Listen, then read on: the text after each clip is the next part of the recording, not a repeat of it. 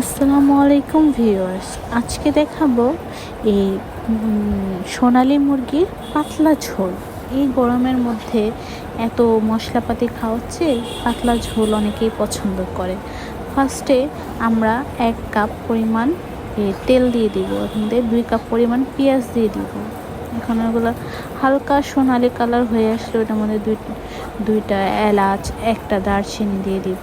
ভাজা ভাজা করার পর আমি এখানে 2 টেবিল চামচ আদা বাটা রসুন বাটা দিয়ে দিব।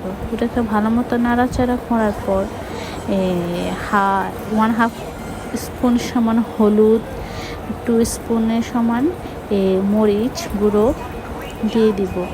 দিয়ে দেওয়ার পর আমার ঘরে করে রাখা গরম মশলার গুঁড়ো সেটা দিয়ে দিব 1/2 টেবিল চামচের মতো। এগুলো দিয়ে ভালো মতো নেড়ে নিব, যেমন একটু হালকা করে কষিয়ে নেব যেন পাতিলে না লেগে যায়। সেই সময় যেন পাতিলে না লেগে যায় আমি প্রায় 1/2 কাপের পরিমাণ মতো পানি দিয়ে দিব। এখন যে গরম পড়েছে, ভারী ঝোল খাওয়াতে এরকম পাতলা পাতলা ঝোলই খুব ভাল লাগে মুরগির মাংস। এখন ওটা ভালো মতো কষিয়ে নিব, যেন তেল উঠে গেছে তখন আমি মুরগিগুলো দিয়ে দিব। মুরগিগুলো দেওয়ার পর ভালো মতো আমি এখন নেড়ে ছেড়ে নিব, একটু কষিয়ে নিব হালকা পাতলাভাবে।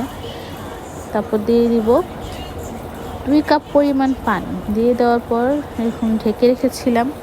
এখন দিয়ে দিলাম কাঁচামরিচ দেওয়ার পর আমার লবণ একটু কম হয়েছিল, তার জন্য আমি স্বাদ মতো লবণ দিয়ে দিয়েছি। তারপর ঢেকে দেওয়ার পর এখন আমার মুরগির মাংসের পাতলা পাতলা ঝোল রেডি। অবশ্যই আপনারা জানাবেন একবার বানিয়ে। দেখেন কি পরিমাণ পাতলা ঝোল হয়েছে। Thank you for watching.